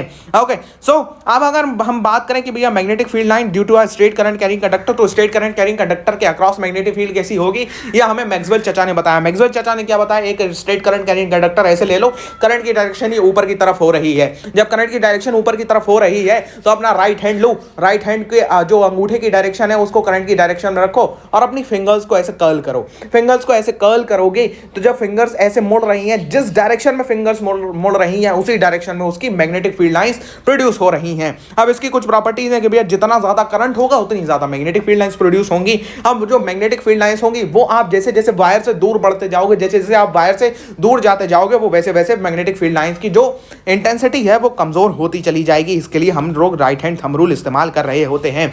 Magnetic field line due to straight current carrying coil के बारे में अगर हम बात करें तो स्ट्रेट करंट कैरिंग कॉइल के द्वारा जो मैग्नेटिक फील्ड लाइन प्रोड्यूस होती है वो आपकी 2 लाइंस में प्रोड्यूस हो रही होती है। मतलब एक कॉइल है, देखो ये कॉइल है, तो एक तरफ इधर की तरफ होगी क्योंकि आप जब राइट हैंड को ऐसे लगा रहे हो, मतलब करंट इधर की तरफ फ्लो कर रहा है तो ऐसे करके प्रोड्यूस हो रही है। आप जब इधर की तरफ आ रहा है तो करंट नीचे आ रहा है तो आप ऐसे करके करोगे तो एक तरफ वो ऐसे इलेक्ट्रिक मतलब जो होता है कह सकते हो कि वो एंटी क्लॉकवाइज एक दूसरे के प्रोड्यूस हो रही होती हैं। सोलेनॉइड की अगर मैं बात कर रहा हूं, सोलेनॉइड क्या होता है? सोलेनॉइड आपका टेम्पररी मैग्नेट होता है। टेम्पररी मैग्नेट बोले तो एक सॉफ्ट आयरन कोर लेते हैं। सॉफ्ट आयरन कोर क्यों ले रहे होते हैं? क्योंकि वो पर मैग्नेटिक होती है, वो डायमैग्नेटिक नहीं होती है, ठीक है। तो पर मैग्नेटिक हम लोग सॉफ्ट आयरन कॉइल लेते हैं और लेते हैं। सॉफ्ट आयरन का मतलब ये, अगर मान लो ये सॉफ्ट आयरन है, इसके अक्रॉस में बहुत सारी वायरिंग कर दूं, वायरिंग करने से क्या होगा? जब उसके अक्रॉस में करंट को भेजूंगा तो वो एक मैग्नेट के तौर पे बिहेव करने लगेगा, वो एक बार मैग्नेट बन जाएगा। इसे हम लोग सोलेनॉइड कह रहे होते हैं। सोलेनॉइड की जो मैग्नेटिक फील्ड डिपेंड होती है वो किस पे हो रही होती है? वो आपके नंबर ऑफ टर्न्स पे डिपेंड होती है, साथ साथ में स्ट्रेंथ ऑफ द करंट पे और nature of the core material पे जो उसमें इस्तेमाल हो रहा है। नेक्स्ट हम लोग बात करते हैं भैया Fleming's left hand thumb rule के बारे में। फ्लेमिंग्स ने अपना एक रूल दिया था जिसे हम कहते हैं भैया उसका left hand thumb rule. Left hand thumb rule किस लिए हम लोग इस्तेमाल करते हैं कि अगर कोई भी कंडक्टर है उसके अक्रॉस अगर करंट फ्लो कर रहा है, उसमें जो मैग्नेटिक फील्ड प्रोड्यूस हो रही है उसकी डायरेक्शन की किस डायरेक्शन में वो फोर्स एक्सर्ट करेगी, उसे हम लोग Fleming's left hand thumb rule के हिसाब से हम उसको जो होता है फाइंड कर सकते हैं। अब इसका तुम लोग अगर गलत कॉन्फ़िगरेशन निकाले ना तो भाई सब पटक मारेंगे, बम की तरह फाट जाओगे। तो देखो भाई इसका इस्तेमाल कहां होता है? इसका इस्तेमाल मोटर के अंदर हो रहा होता है। मोटर के अंदर क्या होता है? देखो भाई यहाँ पे जो होता है करंट एक तरफ से इधर की तरफ, मान लो ये प्लस है तो इधर से इधर की तरफ फ्लो कर रहा है। तो यहाँ पे आपने रखा, यहाँ पे आपने ऐसे करके रखा, इसको आपने क्या करा, इसने आपको जो होता है सेकंड फिंगर को, जो ये वाली फिंगर है, इसको करंट की डायरेक्शन में रखा, इसको मैग्नेटिक फील्ड की डायरेक्शन में रखा। मैग्नेटिक फील्ड इधर से इधर की तरफ हो रही है तो भाई जो करंट है वो नीचे की तरफ हो रहा होगा। अब इधर है तो ऐसे करके ऊपर की तरफ हो रहा होगा। तो यहाँ पे जो फोर्स है वो नीचे की तरफ और एक ऊपर की तरफ एक्सर्ट करेगी और मोटर आपकी गोल गोल रानी कितना कितना पानी की तरह घूमना चालू कर देगी। तो उसे हम लोग Fleming's left hand thumb rule कहते हैं। यहाँ पे दो तरीके के करंट होते हैं, ये आपको पता है, एक डीसी करंट होता है, एक एसी करंट होता है। डीसी करंट बोले तो जो एक्स एक्सिस और वाई एक्सिस में आपका एक ही फेज में फ्लो होता है, एक ही फेज में वो फ्लो हो रहा होता है, एक या तो पॉजिटिव एक या तो नेगेटिव। इसलिए वो बैटरी वाले जो पंखे आते हैं उसको अगर आप उल्टी चिमटी करके लगा दो तो वो उल्टा घूमना चालू कर देते हैं क्योंकि ये फेज अलग हो जाता है। और एसी क्या होता है? एसी एक ऐसा टाइप ऑफ करंट होता है जो ऐसे करके घूम रहा होता है। अब इस पे क्या क्वेश्चन पूछते हैं? इस पे पूछते हैं अगर इंडिया में करंट की जो फ्रीक्वेंसी है वो 50 हर्ट्ज है, 50 हर्ट्ज है, मतलब इसका क्या है? इसका मतलब ये है कि एक सेकंड में जो करंट है वो आपका 50 बार अप एंड डाउन कर रहा होगा, मतलब 50 बार अप 50 बार डाउन, टोटल ऑफ 100 बार वो साइकिल अपनी कंप्लीट कर रहा होगा। इसमें बच्चा बड़ा ही कंफ्यूज हो जाता है कि करना क्या है आखिरकार। तो इंडिया में जो करंट की फ्रीक्वेंसी है वो 50 हर्ट्ज है, शॉर्ट फॉर्म इसकी एसी है। एडवांटेजेस क्या है? एसी को आप लॉन्ग डिस्टेंस पे ट्रांसमिट कर सकते हो without loss of energy, but DC को आप नहीं कर सकते हो। डोमेस्टिक इलेक्ट्रिक सर्किट, अरे वही जो घर में आपके इलेक्ट्रिक सर्किट लग रहे होते हैं, इसमें एक अर्थ वायर होता है, एक लाइव वायर होता है, एक न्यूट्रल वायर होता है, मेन बोर्ड में आता है, उससे इलेक्ट्रिसिटी के मीटर में फिर आपके डिस्ट्रीब्यूशन बॉक्स में आके आपके घरों में सारे के सारे सॉकेट लग जाते हैं। इसमें जो 3 टाइप्स ऑफ वायर इस्तेमाल होते हैं, earth wire, live wire, neutral wire. Earth wire क्या होता है? अर्थ वायर जो होता है वो जनरली ग्रीन कलर का आपका इस्तेमाल होता है। इसको हम लोग अर्थ में से एक प्लेट होती है उसको कनेक्ट कर देते हैं। ये कब इस्तेमाल होता है? ये तब इस्तेमाल होता है जब कभी कभार ओवरलोडिंग के केस में एक्स्ट्रा करंट अगर आ जाए तो वो एक्स्ट्रा करंट इस वायर के थ्रू होता वो अर्थ में चला जाए, इसको अर्थिंग कहते हैं। और ताकि आपके जितने भी इलेक्ट्रिकल अप्लायंसेज हैं वो खराब ना हो। लाइव वायर कौन सा होता है? जिसमें पॉजिटिव होता है, जिसमें रेड कलर का आता है। न्यूट्रल वायर नेगेटिव होता है, ब्लैक कलर का होता है, ठीक है। फ्यूज के बारे में आपको पता है, फ्यूज को इस्तेमाल किया जाता है अगर आपका केस ऑफ शॉर्ट सर्किट हो तो शॉर्ट सर्किट में फ्यूज सबसे पहले आपका जलता है। अगर बहुत ज्यादा करंट आ गया, बहुत ज्यादा पोटेंशियल डिफरेंस का करंट आ गया तो हाई वोल्टेज के केस में, ओवरलोडिंग के केस में, शॉर्ट सर्किट के केस में जो फ्यूज है उसको ऐसे मेटल से बनाया जाता है जो आसानी से मेल्ट हो जाए, जो कम वोल्टेज पे ही अपने आप को जोड़ा रखे। और जैसे ही ज्यादा वोल्टेज आता है फ्यूज मेल्ट हो जाता है और आपका जो इलेक्ट्रिकल अप्लायंस है वो खराब होने से बच जाता है। इंडिया में 2 type of electric circuit use होते हैं, एक 15 एम्पियर वाला, एक 5 एम्पियर वाला। 15 एम्पियर वाले को हम लोग पावर सर्किट कहते हैं। आपको पता है एसी, मोटर, फ्रिज आप लोग इसको कनेक्ट करवाते हो तो भैया से कहते हो कि भैया पावर प्लग चाहिए, पावर प्लग 15 एम्पियर का आता है। बाकी जितने नॉर्मल प्लग होते हैं वो आपके 5 एम्पियर के होते हैं। यहाँ पे ये चैप्टर होता है आपका खत्म। बढ़ते हैं लाइट रिफ्लेक्शन एंड रिफ्रैक्शन की तरफ। Okay, so our next chapter is light reflection and refraction. जरा इसकी बात कर लेते हैं जनाब। तो सबसे पहले बात करते हैं कि लाइट क्या होती है। लाइट एक फॉर्म ऑफ एनर्जी है जो हमें देखने में मदद करती है। ये जो डिस्प्ले को आप घूर रहे हो, ये जो डिस्प्ले को रामलाल तुम घूर रहे हो, इसमें से लाइट निकल रही है जो तुम्हारी आंखों में जा रही है, उसी की वजह से तुम ये डिस्प्ले देख पा रहे हो। जिस फिनोमिना की वजह से आप चीजों को देख पा रहे होते हो उस फिनोमिना को हम रिफ्लेक्शन ऑफ लाइट कहते हैं। Reflection of light same medium के अंदर हो रहा होता है। इसमें 2 मीडियम की इन्वॉल्वमेंट बिल्कुल भी नहीं हो रही होती है। लॉज ऑफ रिफ्लेक्शन की अगर हम यहाँ पे बात कर रहे हैं तो यहाँ पे दो ही लॉ हैं, मतलब कायदे में दो ही लॉ हैं, सबको रटे हुए भी होते हैं, लेकिन समझने की यहाँ पे हम आए हैं, पढ़ाई के मजा पे रटने आए नहीं है, समझने आए हैं। तो एक झटके में समझाते हैं। सबसे पहला लॉ होता है कि भैया ये जो लाइट आ रही है जितने एंगल पे आएगी उतने ही एंगल पे जाएगी, मतलब तुम आओगे तो जाओगे भी, ठीक है, सिंपल सी बात है। The angle of incidence is equal to angle of reflection. Angle of incidence उस एंगल को कहते हैं जितने एंगल पे लाइट आ रही होती है, आने वाले एंगल को इंसिडेंस कहते हैं, जाने वाले को रिफ्लेक्शन कहते हैं। और जो इंसिडेंस और नॉर्मल और जो मिरर की एक ये सारी की सारी लाइनें हैं ना, ये normal, incident ray, reflected ray, ये सारी की सारी सेम प्लेन में होती है। मतलब अगर तुम अपने हाथ पे रखोगे तो ये सीधी लगेंगी, सीधी, इसी पे लाइट आई इसी पे से चली गई, यहाँ पे ही नॉर्मल होती है। अब जो प्लेन मिरर की हम यहाँ पे बात कर रहे हैं, प्लेन मिरर की अगर मैं बात करूँ तो प्लेन मिरर एक ऐसा जो होता है स्मूथ सरफेस होता है जो आपकी रिफ्लेक्शन को परफॉर्म कर रहा होता है।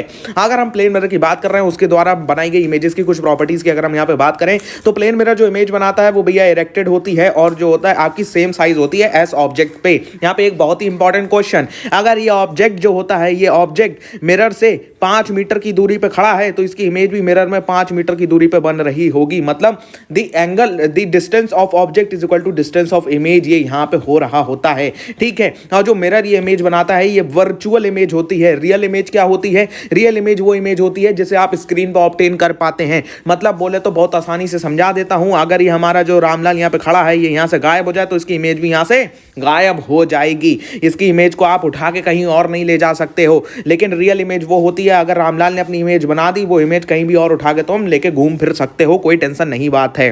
स्फेरिकल मिरर्स की जरा बात करते हैं। वो मिरर जिन्हें स्फेयर से ऑब्टेन किया होता है काट के, उसे हम स्फेरिकल मिरर्स कहते हैं। दो तरीके के होते हैं, एक केव होता है, एक गुफा होती है, उसे हम कॉनकेव मिरर कहते हैं। एक वैक्स होता है, मतलब उभरा हुआ होता है, उसे हम कॉन्वेक्स मिरर कहते हैं, ठीक है। इसके रिलेटेड कुछ जो होता है आपके टर्म्स हैं, इसे आप अच्छी तरीके से जानते हो। पोल होता है, सेंटर ऑफ कर्वेचर होता है, रेडियस ऑफ कर्वेचर होता है, प्रिंसिपल एक्सिस होता है, अपर्चर होता है, ये सारी चीजें आप जानते हो।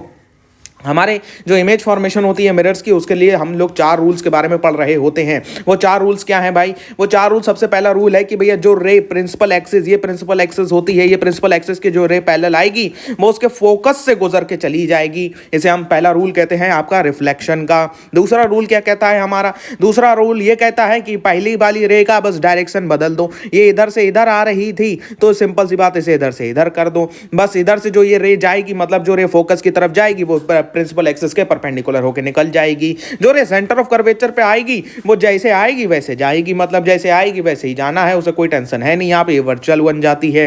अगर हम बात करें, अगर कोई रे पोल पे आ रही है तो पोल पे आ रही है, पोल पे आती हुई वो जितने एंगल से आएगी, मान लो 30 डिग्री के एंगल से आ रही है तो जाने वाला एंगल भी 30 डिग्री हो रहा होगा। और अगर मैं बात करूं यहाँ पे अगर 30 डिग्री एंगल है तो यहाँ पे कितना एंगल हो रहा होगा? यहाँ पे अगर मैं 90 में से माइनस कर दूं तो 60 डिग्री एंगल हो रहा होगा, क्योंकि ये एंगल 90 डिग्री का होता है। इसमें भी एक क्वेश्चन पूछ लिया जाता है। इमेज फॉर्मेशन की बात करते हैं कॉनकेव मिरर के जरिए। तो भैया इमेज फॉर्मेशन में सबसे आसान तरीका ये है, जब ऑब्जेक्ट आपका, ऑब्जेक्ट की अगर मैं बात करूं, ऑब्जेक्ट जो है वो इमेज मिरर की तरफ बढ़ता रहेगा इन्फिनिटी से जब वो मिरर की तरफ आता चला जाएगा, जो इमेज है वो भैया इन्फिनिटी की तरफ जाती चली जाएगी। सिंपल सी बात ये है, आपका इन्फिनिटी पे है तो फोकस पे बनेगी, फोकस पे आ ले आओगे ऑब्जेक्ट को तो भैया इमेज इन्फिनिटी पे बनेगी। अगर image focus and centre of curvature के बिटवीन बन रही है, मतलब ऑब्जेक्ट आपका सेंटर ऑफ कर्वेचर पे है, ऑब्जेक्ट की जगह इमेज को उठा के आप जो होता है ऑब्जेक्ट बना दो तो भाई जो ऑब्जेक्ट है वो इमेज बन जाता है। सिंपल सी बात ये है। Image formation by the convex mirror, ये आपको पता है, सिंपल सी बात है। यूजेस ऑफ मिरर्स की जरा बात कर रहे होते हैं। यूजेस ऑफ मिरर्स की अगर मैं बात करूं तो यूजेस ऑफ मिरर्स में सबसे आसान तरीका ये होता है कि सबसे पहले जो कॉनकेव मिरर है, कॉनकेव मिरर को कहां इस्तेमाल किया जाता है? कॉनकेव मिरर को टॉर्चेस में इस्तेमाल किया जाता है। ये जो डायग्राम है बना हुआ, ये आपका टॉर्च का है एग्जाम्पल। मतलब ये देखो, यहाँ पे ये टॉर्च बना दी मैंने, ये टॉर्च बना दी। हाँ बहुत सर, बहुत बढ़िया, शाबाश, क्या ड्राइंग बनाई है, वाह। तो भैया टॉर्च के जो होता है, जो लेंस लगा होता है ना, उसके फोकस पे उसका बल्ब रखा होता है और यहाँ पे भैया कॉनकेव लेंस होता है, कॉनकेव मिरर लगा होता है। तो कॉनकेव मिरर के जरिए जब वो लाइट फोकस से जाती है वो पैरेलल बन जाती है। इसकी वजह से क्या होता है? इसकी वजह से एक पैरेलल बीम ऑफ लाइट बनती है। पैरेलल बीम ऑफ लाइट बनने की वजह से क्या होता है? पैरेलल बीम ऑफ लाइट बनने की वजह से इसको हम इस्तेमाल कर सकते हैं लाइट हाउस में, हम इसको इस्तेमाल कर सकते हैं शेविंग मिरर के तौर पर, इसको इस्तेमाल कर सकते हैं। डेंटिस्ट जो होता है इसको इस्तेमाल करते हैं, क्योंकि भैया इसमें थोड़ी सी मैग्नीफाइड इमेज दिखाई दे रही होती है।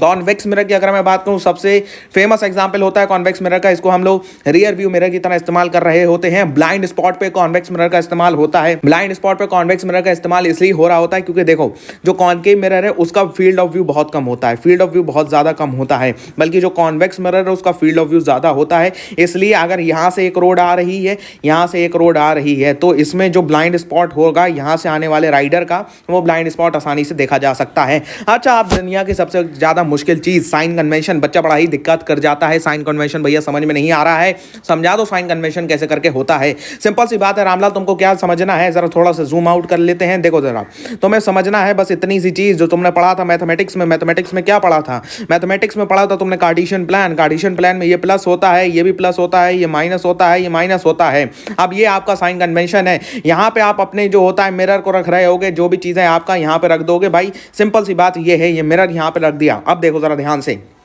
अगर इधर कोई ऑब्जेक्ट बन रही है, अगर इधर कोई इमेज बन रही है, उसकी सारी की सारी हाइट्स, उसकी सारी की सारी डिस्टेंसेस किस में होंगे? प्लस प्लस में होंगे। देखो भाई जनाब, यहाँ पे जो भी चीज़ बनेगी प्लस प्लस में, यहाँ भी जो चीज़ बनेगी प्लस माइनस में, माइनस माइनस में, माइनस प्लस में। देखो कैसे करके, अगर मैं यहाँ पे एक आपका इमेज बना रहा हूँ तो वो इमेज का जो डिस्टेंस होगा वो भी प्लस में होगा, उसकी जो हाइट होगी वो भी प्लस में होगी। अगर मैं आपकी एक इमेज यहाँ पे मैं ऑब्जेक्ट रख दूँ तो ऑब्जेक्ट की जो डिस्टेंस होगी वो माइनस में होगी, जो उसकी हाइट होगी वो प्लस में हो रही होगी। अगर मैं यहाँ पे एक इमेज बना दूँ नीचे की तरफ तो उसका डिस्टेंस भी माइनस में हो रहा होगा, उसकी जो हाइट है वो भी माइनस में हो रही होगी। अगर मैं एक इमेज यहाँ पे बना दूं तो उसका डिस्टेंस तो प्लस में हो रहा होगा, लेकिन उसकी हाइट जो होता है वो माइनस में हो रही होगी। ये इधर हाइट समझ लिया करो, ये आपकी डिस्टेंसेस होती हैं। That's all about the sign convention. Sign convention में इससे ज्यादा आपसे कुछ भी नहीं पूछा जाता है। ये बस पूरे की पूरी साल भर परेशान थे, सर साइन कन्वेंशन नहीं आ रहा है, साइन कन्वेंशन नहीं आ रहा है। अरे लो भाई रामलाल आ गया साइन कन्वेंशन। मिरर फॉर्मूला और मैग्निफिकेशन की अगर हम बात कर रहे होते तो ये भैया मिरर फॉर्मूला होता है। इसमें दिक्कत कहाँ आ रही होती है, तुम्हारी कष्ट कहाँ पे आता है कि भैया वी और यू याद नहीं रहता है। V for virtual, V for virtual. Virtual क्या होती है? वर्चुअल सर इमेज होती है, इमेज होती है तो V for virtual, virtual for image, image मतलब इमेज डिस्टेंस। ठीक है, इमेज डिस्टेंस, इमेज डिस्टेंस के हम वी को रिप्रेजेंट करते हैं, यू मतलब ऑब्जेक्ट डिस्टेंस, एफ मतलब जो आपकी मिरर है उसकी फोकल लेंथ। यहाँ पे आपको क्वेश्चन कैसे पूछे जाते हैं, आपको वी गिवन होगा, v is equal to -10 centimetre, u is equal to जो होता है आपका ऑब्जेक्ट डिस्टेंस पूछ दे रखा है -40 सेंटीमीटर, -40 सेंटीमीटर। तो भैया बताओ जरा फोकल लेंथ क्या होगी इन दी कमेंट सेक्शन। कमेंट सेक्शन में कमेंटवा में जल्दी से जाके कमेंट करो क्या होगी फोकल लेंथ, जल्दी से फटाक से। मैग्निफिकेशन की बात करते हैं और नेचर ऑफ द मिरर भी बता देना जरा, ठीक है। मैग्निफिकेशन की बात करते हैं। मैग्निफिकेशन क्या हो रहा होता है? मैग्निफिकेशन वही होता है जो तुम्हें दिखता है, जो नहीं दिखता है वो मैग्निफिकेशन होता है। मतलब मैं क्या कहना चाह रहा हूं, मैं ये कहना चाह रहा हूं कि जो मिरर उस ऑब्जेक्ट की कितनी हाइट दिखा रहा है, बल्कि रियल में उस ऑब्जेक्ट की कुछ ना कुछ और ही हाइट हो रही होगी, उसे हम मैग्निफिकेशन ऑफ द ऑब्जेक्ट कहते हैं। Height of the image, height of the object मतलब भैया ऑब्जेक्ट इतना बड़ा है, उसकी इमेज जितनी सी दिख रही है। ऑब्जेक्ट बहुत लंबा है, इमेज बहुत छोटी है। सिंपल सी बात ये है, ये देखो कितनी कितनी बड़ी बिल्डिंगें हैं लेकिन उसकी इमेज बड़ी छोटी सी दिखाई दे रही है। नेगेटिव साइन यहाँ पे देखो, इसका फॉर्मूला ये बनता है m is equal to h dash upon में एच। एच डैश क्या होता है? एच डैश का मतलब यहाँ पे आई भी कुछ लगा देते हैं, कुछ लोग इसको एच आई अपॉन में एच ओ लिखते हैं, कुछ लोग इसको एच डैश अपॉन में एच लिखते हैं, कुछ लोग इसको एच वन अपॉन में एच टू लिखते हैं। तो हमें सिंपल बात ये रखना है याद कि भैया इमेज ऊपर रहेगी, ऑब्जेक्ट नीचे रहेगा। और अगर हम मिरर के केस में बात कर रहे हैं तो इसमें -v/u लगता है फॉर्मूला। मिरर के केस में इसमें जो ये -v/u है, इसमें नेगेटिव साइन ये इंडिकेट कर रहा होता है कि भैया इमेज रियल है। पॉजिटिव साइन हो तो भैया इमेज वर्चुअल है। नेक्स्ट टॉपिक है हमारा रिफ्रैक्शन ऑफ लाइट। अभी तक हमने रिफ्लेक्शन ऑफ लाइट की बात कर ली है, अब हम रिफ्रैक्शन की बात करते हैं। रिफ्लेक्शन में हम ये बात कर रहे थे कि भैया लाइट एक मीडियम में आ रही है, जिस मीडियम से आ रही है उसी मीडियम में चली जाएगी, मतलब कि वो मीडियम को चेंज नहीं कर रही है, सेम मीडियम के रिस्पेक्ट में ही हम यहाँ पे बात कर रहे हैं। लेकिन जब हम रिफ्रैक्शन ऑफ लाइट की बात करते हैं तो यहाँ पे हम दो मीडियम रिस्पेक्ट लेते हैं। एक हमारा रेयर मीडियम होता है, एक हमारा डेंसर मीडियम होता है। रेयर मीडियम का एग्जांपल आपका एयर होता है, वैक्यूम होता है। डेंसर मीडियम का एग्जांपल आपका ऑयल हो गया, वाटर हो गया, डायमंड हो गया, कोई से भी जो मतलब जिनका घनत्व ज्यादा है, जिनकी डेंसिटी ज्यादा है। अगर हिंदी वाले कोई हो बच्चा पार्टी समझ जाओ, घनत्व मतलब डेंसिटी, डेंसिटी मतलब घनत्व। डेंसिटी क्या होती है मतलब कोई कितना हार्ड है, ठीक है, किसके मॉलिक्यूल्स कितने पास पास हैं। जैसे मान लो एयर्स के मॉलिक्यूल्स कितने दूर हैं, तो इसके मॉलिक्यूल ऐसे ऐसे ऐसे ऐसे ऐसे ऐसे ऐसे ऐसे पास होंगे, ठीक है, वो आपकी डेंसिटी होती है। तो यहाँ पे लाइट अगर जो आ रही है, रिफ्रैक्शन क्या होता है कि लाइट की पाथ में उसको जाना ऐसे चाहिए था, लेकिन भाई इसकी पाथ में कुछ ना कुछ डिफरेंस आ गया, उस डिफरेंस को हम लोग रिफ्रैक्शन ऑफ लाइट कहते हैं। लाइट का रिफ्रैक्शन क्यों शो होता है? क्योंकि लाइट एक फिनोमिना को फॉलो करती है जिसे हम रेक्टिलिनियर प्रोपोगेशन ऑफ लाइट कह रहे होते हैं। रेक्टिलिनियर प्रोपोगेशन ऑफ लाइट क्या होता है कि light always travels in a straight line, light हमेशा स्ट्रेट लाइन में ट्रैवल कर रही होती है। अगर हम इस रेक्टिलिनियर प्रोपगेशन ऑफ लाइट के फॉर्मूले को अगर हम नजरअंदाज कर दें तो ही हम रिफ्रैक्शन ऑफ लाइट को फॉलो कर पा रहे होते हैं। रिफ्रैक्शन ऑफ लाइट के दो ही लॉ हैं। सबसे पहले वही पुराना घिसा पिटा लॉ है कि angle of incident ray, reflected ray, normal जो होता है वो सारी की सारी सेम प्लेन में लाई कर रही होंगी। दूसरा लॉ बढ़िया लॉ है जिसे हम स्नेल्स लॉ ऑफ रिफ्रैक्शन कहते हैं। स्नेल्स लॉ ऑफ रिफ्रैक्शन क्या कह रहा होता है? स्नेल्स लॉ ऑफ रिफ्रैक्शन ये कह रहा होता है कि भैया लाइट कितनी रिफ्रैक्ट करेगी, लाइट का जो एंगल ऑफ रिफ्रैक्शन होगा, एंगल ऑफ इंसिडेंस या एंगल ऑफ रिफ्रैक्शन होगा, वो साइन के बराबर होगा। मतलब भैया जो साइन उस मीडियम का है, जो उस मीडियम का रिफ्रैक्टिव इंडेक्स है, उसके बराबर हो रहा होगा। यानी कि θ1 = θ2 भी होगा, लेकिन भाई वो उस मीडियम के रिफ्रैक्टिव इंडेक्स के भी रिस्पेक्ट में हम यहां पे बात कर रहे होते हैं। रिफ्रैक्टिव इंडेक्स क्या होता है? रिफ्रैक्टिव इंडेक्स ये पावर होती है किसी भी मीडियम की कि वो लाइट को उसके ओरिजिनल पाथ से कितना का कितना डेविएट कर पाता है। मतलब फॉर एग्जांपल के तौर पे अगर हम बात करें तो अगर मैं कहूं कि भैया एक मीडियम है जो बहुत ज़्यादा रेयर है, बहुत ज़्यादा रेयर मीडियम है, एक मीडियम है जो बहुत ज़्यादा डेंसर मीडियम है। जो डेंसर मीडियम है उसकी पावर है कि वो लाइट अगर ऐसे आ रही थी तो वो उसको ऐसे कर देगा। अगर एक और मीडियम है जिसकी पावर है कि वो लाइट ऐसे आ रही थी तो उसको थोड़ा सा रिफ्लेक्ट करेगा। ये वाले मीडियम में से देखो लाइट जा रही थी, इसको जाना तो भैया ऐसे चाहिए, जाना तो ऐसे चाहिए था, तो इसको बस इतना सा डेविएट कर दिया। अब कोई मीडियम होगा इसको इधर की जगह इधर कर देगा, इतना ज्यादा डेविएट कर देगा, उसे हम refractive index of the medium कहते हैं। Refractive index of the medium को आप कैसे निकाल रहे होगे? nm अपॉन में speed of light in air upon में speed of light in medium, उसको आप रख के आराम से निकाल सकते हो। इसमें कोई भी टेंशन वाली बात नहीं होती है। ठीक है, अगर आपको हम बात करें कि जब लाइट जो होता है आपकी रेयर मीडियम से डेंसर मीडियम में जा रही होती है, देखो अगर हम यहाँ पे आ जाएं, देखो भाई ये रेयर मीडियम है, हवा से लाइट पानी में आ रही है, तो पानी में आ रही है तो ये नॉर्मल है, नॉर्मल की तरफ आ जाएगी, मतलब नॉर्मल की तरफ झुक जाएगी। अगर पानी से हवा में जा रही है तो नॉर्मल से दूर चली जाएगी, सिंपल सी बात है। मतलब जब डेंसर से रेयर मीडियम में जाती है लाइट तो अवे फ्रॉम द नॉर्मल होती है, जब रेयर से डेंसर में आती है तो टुवर्ड्स द नॉर्मल वो बेंड कर जाती है। अगर हम स्फेरिकल लेंसेज की नेक्स्ट हम यहाँ पे बात करने वाले हैं, नेक्स्ट जो हम लोग बात करने वाले that is about the spherical lenses. Spherical lenses क्या होते हैं? मतलब वो लेंसेज जिन्हें हम दो स्फीयर से मिला के काट देते हैं, यानी कि उसको स्फीयर से ही निकाला गया होता है, लेकिन वो लेंस होते हैं। लेंस के रिगार्डिंग भी कुछ आपके टर्म्स होते हैं, इसको आप अच्छी तरीके से जानते हो। अपर्चर, फोकस भी आप जानते हो, ये सारे के टर्म्स आपको पता हैं। हाँ, लेंसेज में दो फोकस होते हैं, दो सेंटर ऑफ कर्वेचर होते हैं, सिंपल सी बात है। लेंस में पोल नहीं होता बल्कि ऑप्टिकल सेंटर होता है, बस इतना सा फर्क है। लॉज आपके सेम ही रहते हैं सारे के सारे। आपको इन लॉज की कोई अच्छी तरीके से जानकारी है रिफ्लेक्शन से, ये भी मेरे को बताने की जरूरत नहीं है, ये भी आप अच्छी तरीके से जानते हो। साइन कन्वेंशन सेम रहता है, जो लेंस फॉर्मूला होता है उसमें प्लस की जगह 1/v, v प्लस में 1/u, ये मिरर फॉर्मूला था, प्लस हट के माइनस आ जाता है, बस इतना ज्यादा फर्क होता है। क्वेश्चन वैसे ही पूछे जाते हैं, मैग्निफिकेशन में भी माइनस हट के प्लस आ जाता है लेंस के लिए। अगर हम बात करें पावर ऑफ अ लेंस की, पावर ऑफ अ लेंस क्या हो रहा होता है? पावर ऑफ अ लेंस होता है कि वो उसका कितनी पावर है उसकी लाइट को डेविएट करने की। मतलब यहां पे हम रिफ्रैक्शन की ही बात कर रहे हैं, तो लेंसेज की अलग अलग पावर होती हैं। पावर को अगर हम ऐसे करके डिफाइन करना चाहें तो पावर के तौर पे आप देखो माइक्रोस्कोप में इसको इस्तेमाल किया जाता है। पावर का अगर हम फिजिकल डेफिनेशन करें तो अगर हम उसको डायमेंशनली फॉर्मूला को एनालाइज करके अगर हम उसका एक अच्छा सा आंसर निकालना चाहें तो पावर को हम डिफाइन कर सकते हैं as a reciprocal of its focal length, P = 1/f। बस सिंपल सी बात है, आपको फोकल लेंथ दे दी जाएगी, आपसे पावर पूछ ली जाएगी, पावर दे दी जाएगी, फोकल लेंथ पूछ ली जाएगी, कोई टेंशन नहीं है। जो ऐसा यूनिट होती है पावर की वो डायप्टर होती है। चलो भाई ये चैप्टर होता है खत्म, बढ़ते हैं लास्ट चैप्टर की तरफ, that is the human I and the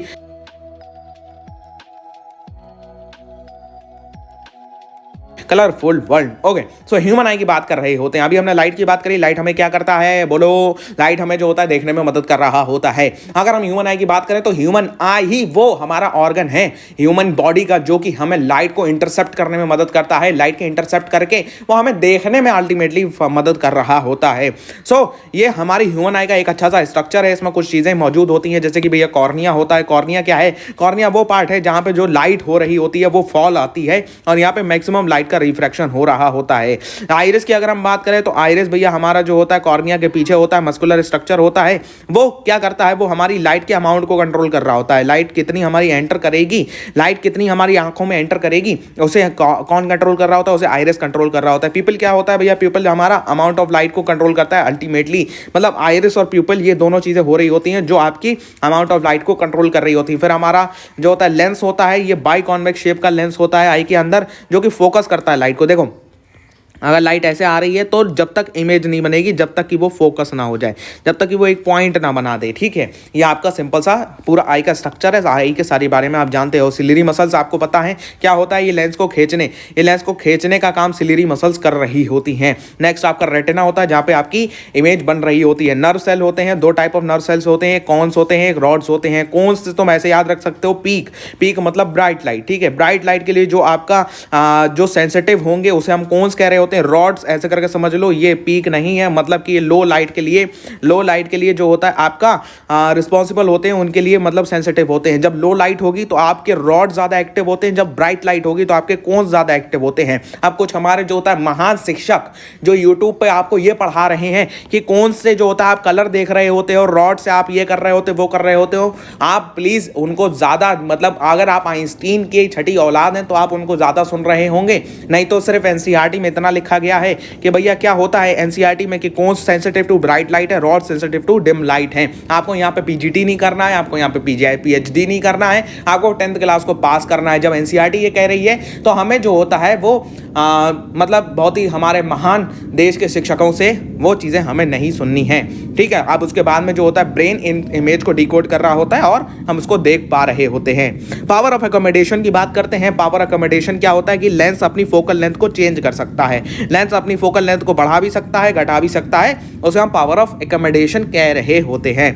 अगर हम बात करें कि भैया हमारे पावर ऑफ अकोमोडेशन में हम कितनी दूर देख पाते हैं, हम कितनी पास देख पाते हैं। पावर ऑफ अकोमोडेशन की अगर हम बात करें तो हमारी आई जो दूर की चीजें हैं वो कितनी दूर देख पाती है, वो है भैया इन्फिनाइट। इन्फिनाइट कैसे? इन्फिनाइट ऐसे कि हम जो होता है चांद देख पाते हैं, हम चांद तारे देख पाते हैं, और हमारी जो आई सबसे पास देख पाती है वो 25 सेंटीमीटर है विदाउट स्ट्रेन। मतलब हम सिर्फ 25 सेंटीमीटर विदाउट स्ट्रेन तक देख सकते हैं। मतलब उससे पास आप लेके आओगे तो आंख पे जोर पड़ता है, आंख फिर उसके बाद में अच्छी तरीके से उस चीज को नहीं देख पाती है। ठीक है, अगर हम बात कर रहे होते हैं डिफेक्ट ऑफ विजन की और उनके करेक्शंस के बारे में तो आपको मेनली 3 डिफेक्ट्स ऑफ विजन पढ़ने हैं आपके क्लास 10th के अंदर। That is the myopia, hypermetropia and presbyopia.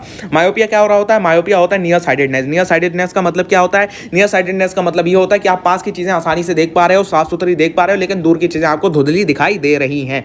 Hypermetropia की अगर हम यहाँ पे केस में बात कर रहे हैं तो हाइपरमेट्रोपिया क्या होता है? हाइपरमेट्रोपिया मतलब फायर साइडेडनेस होता है। फायर साइडेडनेस मतलब आप दूर की चीजें आसानी से देख पा रहे हो, दूर की चीजें आपको क्लियरली विजिबल हैं, लेकिन पास की चीजें आपको अच्छी तरीके से दिखाई नहीं दे रही हैं। जब ये दोनों का मिक्सचर हो जाता है उसे हम प्रेसबायोपिया कह रहे होते हैं। देखो भैया, जो अब आपको मायोपिया होता है तो मायोपिया यानी कि नियर साइडेडनेस, आप दूर की चीजें आसानी से नहीं देख पा रहे हो, दूर की चीजें आपको क्लियर नहीं विजिबल हैं। तो दूर की चीजें जब आपको क्लियरली विजिबल नहीं है तो आपका जो फार पॉइंट होता है वो यहाँ पे शिफ्ट हो जाता है, आई के आगे आ जाता है। उसको करेक्ट करने के लिए हम लोग कॉनकेव लेंस के इस्तेमाल कर रहे होते हैं। जब मायोपिया होता है तो पॉइंट जो आपका फोकस का है वो आई के पीछे चला जाता है, इसलिए हम यहाँ पे कॉन्वेक्स लेंस का इस्तेमाल करते हैं उसको करने के लिए। प्रेसबायोपिया के केस में हम लोग जो होता है आपका क्या करते हैं, हम आपका जो होता है बाईफोकल लेंस का इस्तेमाल कर रहे होते हैं इसको आपका ठीक करने के लिए, इसको आपका मतलब मैनेज करने के लिए। अगर हम रिफ्रैक्शन की बात कर रहे हैं, रिफ्रैक्शन का एक और फिनोमेना होता है प्रिज्म का। प्रिज्म क्या होता है? प्रिज्म आपका जो होता है क्या करता है? प्रिज्म आपका स्कैटरिंग ऑफ लाइट को शो कर रहा होता है। स्कैटरिंग ऑफ लाइट क्या होता है? स्कैटरिंग ऑफ लाइट ये होता है कि भैया एक व्हाइट लाइट होती है, उसमें 7 कलर्स होते हैं। जो प्रिज्म होता है वो उन 7 कलर्स को अलग अलग कर देता है। इसे हम लोग स्कैटरिंग ऑफ लाइट कहते हैं। प्रिज्म के अंदर ये आपका कुछ आपके एक ऐसा डायग्राम बनता है, ये डायग्राम आपको आना चाहिए, बस कुछ नहीं है। अगर भैया रिफ्रैक्शन थ्रू ट्रायंगुलर प्रिज्म के बारे में पूछ ले तो आपको ये डायग्राम वहाँ पे चिपका के आ जाना है। ठीक है, अब हम फॉर्मेशन ऑफ रेनबो की बात कर रहे होते हैं। फॉर्मेशन ऑफ रेनबो से पहले जरा एक और चीज सुन लो। प्रिज्म में जो ये 7 कलर्स हैं, 7 कलर्स में भैया कुछ इस तरीके से कलर्स बनते हैं। देखो भाई, विवग्योर के फॉर्मेट में कलर बनते हैं, यानी कि वॉयलेट, इंडिगो, ब्लू, ग्रीन और येलो, ऑरेंज, रेड। अगर हम यहाँ पे ऐसे ऊपर की तरफ चलते चले जाएं तो कलर्स की वेवलेंथ बढ़ती चली जाती है, कलर्स का लैम्डा बढ़ता चला जाता है। लैम्डा क्या होता है? लैम्डा आपकी वेवलेंथ होती है। वेवलेंथ क्या मतलब? वेवलेंथ का मतलब ये होता है वो कलर कितनी दूर तक ट्रैवल कर पाएगा। याद करो वो मेले से 2 रुपए का जो तुम लेजर लाइट लेके आते थे, वो लाल कलर आप भाई साहब 1-1 किलोमीटर दूर तक दिखाई देता था, तो वो लाल कलर की सबसे ज्यादा वेवलेंथ होती है। और जो नीला कलर होता है उसकी सबसे कम वेवलेंथ होती है, इसलिए वो जल्दी फैल जाता है। लाल कलर बहुत दूर तक चलता चला जाता है। इसलिए अब आपको समझ में आ रहा होगा कि भैया लाल ही कलर को क्यों हम लोग इस्तेमाल करते हैं। आपका डेंजर साइन में आपका जो होता है मतलब इमरजेंसी को शो करने के लिए, स्टॉप को शो करने के लिए, डेंजर को शो करने के लिए लाल कलर का क्यों इस्तेमाल किया जाता है। चटक रंग होता है, दूर तक दिखाई दे रहा होता है, इसलिए हम लोग लाल कलर का वहां पे इस्तेमाल करते हैं। तो सबसे कम लाइट आपकी सबसे कम वेवलेंथ आपकी ब्लू कलर की होती है, इसलिए वो जल्दी फैल जाता है, इसलिए आसमान का कलर कलर ब्लू होता है। फॉर्मेशन ऑफ अ रेनबो की अगर हम बात करें तो रेनबो आपका टोटल इंटरनल रिफ्लेक्शन का आपका केस होता है जिसमें वो रेनबो फॉर्म हो रहा होता है। मतलब सनलाइट में क्या होता है कि आपका जो जब बारिश होती है उसके बाद में कुछ वाटर ड्रॉपलेट्स आपके हवा में रह जाते हैं, एटमॉस्फेयर में रह जाते हैं, तो उन वाटर ड्रॉपलेट्स से जब सनलाइट पास होती है तो वो एज अ प्रिज्म के तौर पे बिहेव करते हैं और लाइट को उसके कॉन्स्टिट्यूएंट पार्टिकल्स में डिस्प्लेस कर देते हैं, जिसकी वजह से आपको एक रेनबो फॉर्म होता हुआ दिखाई देता है। एटमॉस्फेरिक रिफ्रैक्शन की अगर हम बात करें तो इसके दो फिनोमेना आपको देखने को मिलते हैं। एटमॉस्फेरिक रिफ्रैक्शन की वजह से, क्योंकि हमें पता है हमारे एटमॉस्फेयर की 7 लेयर हैं, टोटल ऑफ 7 लेयर्स हैं। अब जब हम जैसे जैसे हमारी अर्थ है, अर्थ के ऊपर 7 लेयर की कवरिंग है, ये अर्थ के ऊपर 7 लेयर की जब कवरिंग है, इसके अंदर हम बढ़ते चले जाते हैं तो हमारी जो लेयर्स की डेंसिटी होती है वो बढ़ती चली जाती है। जब डेंसिटी बढ़ती चली जाती है, आपने पढ़ा जब डेंसिटी बदलती है तो लाइट में क्या शो होता है, लाइट में रिफ्रैक्शन शो होता है। जब लाइट रिफ्रैक्ट करती है तो क्या होता है, क्या होता है, देखो आपके एक एक्चुअल स्टार है, एक्चुअल स्टार मतलब यहाँ पे स्टार स्टार से लाइट आ रही है। अब यहाँ पे लेयर्स हैं बहुत सारी एटमॉस्फेयर की, ये लाइट की रे आते आते आते आते भैया क्या हुआ यहाँ पे लाइट की रे आते आते थोड़ी सी मुड़ गई। अब थोड़ी सी रे मुड़ गई, लेकिन आपकी जब आंखें उसको इंटरसेप्ट करेंगी तो आपको लगेगा अरे भैया ये स्टार तो यहाँ पे है। लाइट आपको सीधी दिखाई देगी तो आपको स्टार यहाँ पे दिखाई देगा जो कि ओरिजिनल स्टार पोजीशन से काफी दूर होगा, इसलिए आपको स्टार्स दूर पे दिखाई देते हैं। स्टार्स की आपको एक अपेरेंट पोजीशन दिखाई दे रही होती है। अगर इसका हम नेक्स्ट की बात करें तो नेक्स्ट आपको अर्ली सनसेट और डिलेड सनराइज दिखाई दे रहा होता है। मतलब देखो भाई अर्ली सनराइज क्या होता है, अर्ली सनराइज का मतलब होता है कि यहाँ पे जो सनराइज है ये जो सन है ये आपको पहले ऊपर दिख जाएगा, क्योंकि लाइट आई मुड़ गई, लाइट ऐसे मुड़ गई, जो मुड़ गई तो आप इसको ऐसे देख पा रहे हो, तो इसे 2 मिनट का फर्क आता है, 2 मिनट का। ये उल्टा लिखा गया है, ये डिलेड सनसेट होता है और अर्ली सनराइज होता है, ठीक है, उल्टा लिख गया, कोई टेंशन नहीं है।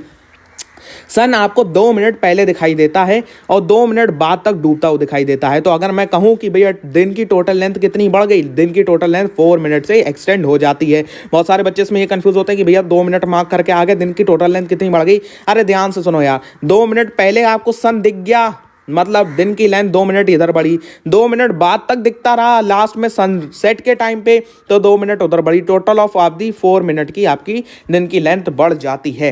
टिंडल इफेक्ट की अगर हम बात कर रहे होते हैं, टिंडल इफेक्ट आपका स्कैटरिंग ऑफ लाइट से फॉलोड होता है, जिसकी वजह से आपको सारे के सारे कलर्स इस दुनिया पे दिखाई दे रहे होते हैं, ठीक है।